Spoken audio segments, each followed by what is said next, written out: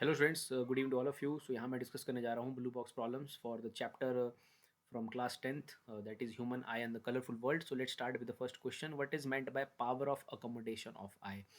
So power of accommodation का मतलब है ये बेसिकली एबिलिटी है. It is the ability of your eye to observe the objects which are located at various distances. So ये basically ability है. I'm not writing the complete definition there, so I'm just discussing the meaning of this definition.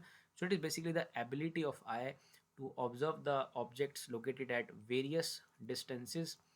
And so to observe the objects at various distances, I will change its focal length. So I will change its focal length with the help of ciliary muscles. With the help of ciliary muscles. With the help of ciliary muscles. So basically power of accommodation is ability of your eye to observe the various objects located at various different distances clearly or distinctly by changing the focal length with the help of ciliary muscle. So that is the meaning of power of accommodation of eye.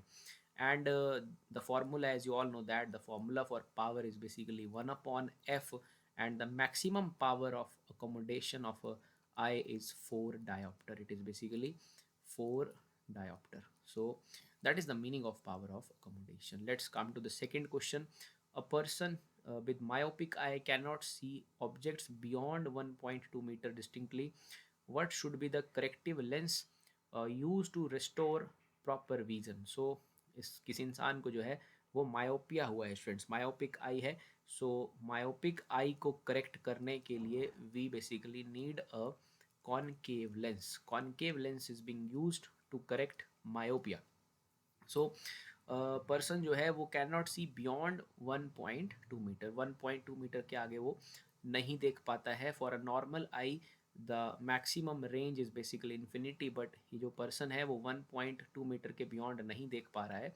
तो इसको चाहिए एक concave lens. हमने लिख दिया. सो कितनी power का चाहिए? सो पावर का फॉर्मूला होता है for the concave lens is simply 1 upon F. And F जो होता है जितना उसका फार पॉइंट है, अभी जो मायोपिक आई जिसको हुआ है, मायोपिया जिसको हुआ, उसका फार पॉइंट है 1.2. तो जितना उसका फार पॉइंट होता है उतने की ही फोकल लेंथ रिक्वायर्ड रहती है लेंस जो उसको चाहिए कॉन्केव लेंस. सो आप यहाँ फोकल लेंथ की जगह सिंपली पुट करेंगे 1 अपॉन 1.2. बट ये कॉन्केव लेंस है, so you will put minus sign there. So इसे सॉल्व करने के आपके पास 0.83 समथिंग आ जाएगा. So this is the power of the lens required. So उसको पावर चाहिए 0.83 डायोप्टर माइनस साइन के साथ, मीन्स कॉन्केव लेंस चाहिए. So this is the answer for the second question. Myopia means you are going to use concave lens. तीसरे question की तरफ चलते हैं. What is the far point and near point? So हमने यहाँ discuss कर लिया. सो जो फार पॉइंट है वो बेसिकली इन्फिनिटी है for a person having normal vision. So far point is infinity. And near point is, जिसे हम कई बार स्मॉल डी से डिनोट कर देते हैं, so that is 25 centimeter. So near point is 25 centimeter and far point is infinite. So let's come to the fourth question. इस chapter में एक ही blue box है. So we are discussing that blue box. So I am just in the last question there. A student has difficulty reading the blackboard while sitting in the last row.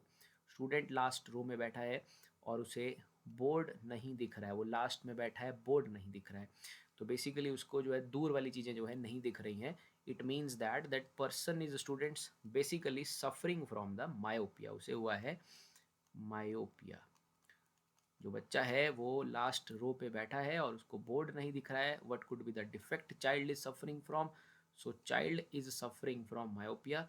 How can it be corrected? So myopia is being corrected by using a concave lens. Myopia को हम correct कर सकते हैं concave lens की मदद से, of a suitable power और some suitable focal length depending on his or her defect.